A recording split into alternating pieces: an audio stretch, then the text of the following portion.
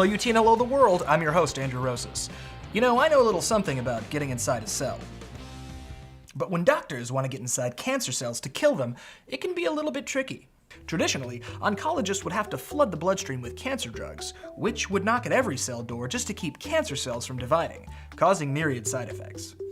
Imagine this apartment complex in Austin is the human body. Okay, an Austin apartment I can afford.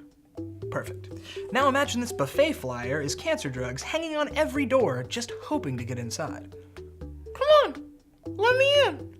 $4.99 all you can eat isn't suspicious. Come on, you get so much writing done in the bathroom. See, very difficult, and a lot of side effects. But researchers at UT have come up with a novel approach called connectosomes, which use cells' own processes to get medicine right inside the cancer cell, which is like giving Ryan Gosling with takeout the keys to your place. We sat down with Gene Stachowiak, professor of biomedical engineering here at UT, to tell us more. So first of all, how is traditional chemotherapy done? Conventionally, chemotherapy has been given through infusion into the bloodstream, and that is still the way that the vast majority of patients experience chemotherapy today. So most chemotherapeutics are small molecules. They're molecules that are much smaller than proteins or DNA. They are put straight into the bloodstream. They travel through your body and interact with both the tumor cells and the healthy cells. And most of them, the way they work is they disrupt cell division by one mechanism or another. And tumor cells have to divide to survive, so they'll be preferentially killed by these small molecule drugs. So, but of course, there's a fairly substantial effect on healthy tissues as well. And we all know of people who've experienced side effects during chemotherapeutic treatment, and that can ultimately limit the dose that's given and the outcome of the therapy. So to try to get around those side effects, there's been a whole history of different approaches. One of the most common approaches has been to try to put the drug inside some sort of particle that will protect the healthy tissue and guide the drug to the tumor. A common type of particle is just a lipid particle with a polymer layer on the outside of it. And these particles can concentrate the drug, and because of their size, they'll tend to congregate in tumors and increase the dose to the tumor. But those particles create a second hurdle, which is that the drug now has to get out of the particle before it can get into the cell.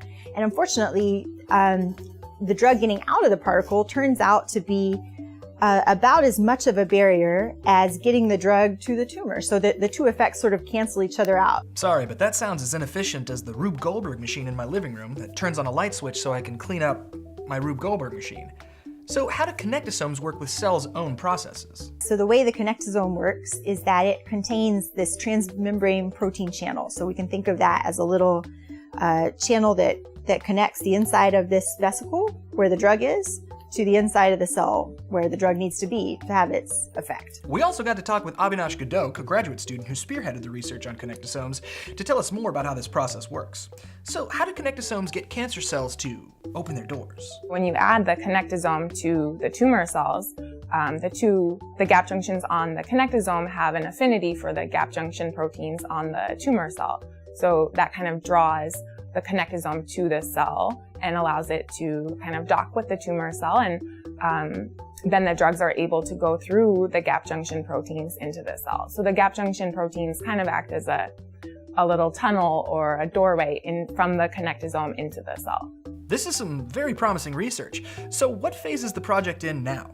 So we are really early in the development process. We've done some in vitro testing of the connectosome, so tumor cells that we culture in dishes. And I guess what we're going to work on next is maybe some more preclinical testing, so maybe some animal studies. This is super exciting for our ability to treat cancer, which has been like super destructive, hard to treat disease on humanity.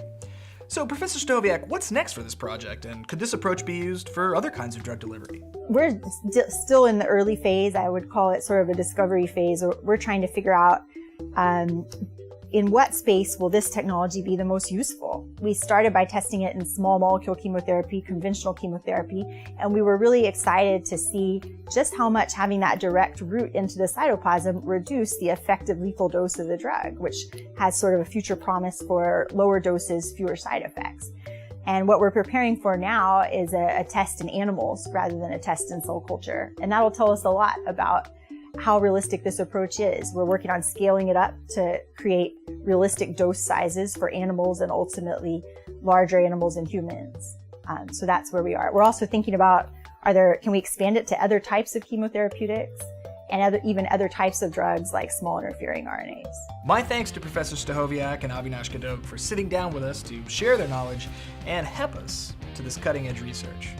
With any luck, maybe cancer will soon be a thing of the past, like polio, smallpox, and doctor-approved advertising. Hey, if you like this video, please share it with your friends, leave a comment, and subscribe to our YouTube channel. You can also follow me on Twitter at Mr. Andrew Rosas, and also follow the Texas Exes. As always, I'm your host, Andrew Rosas, reminding you to stay hooked.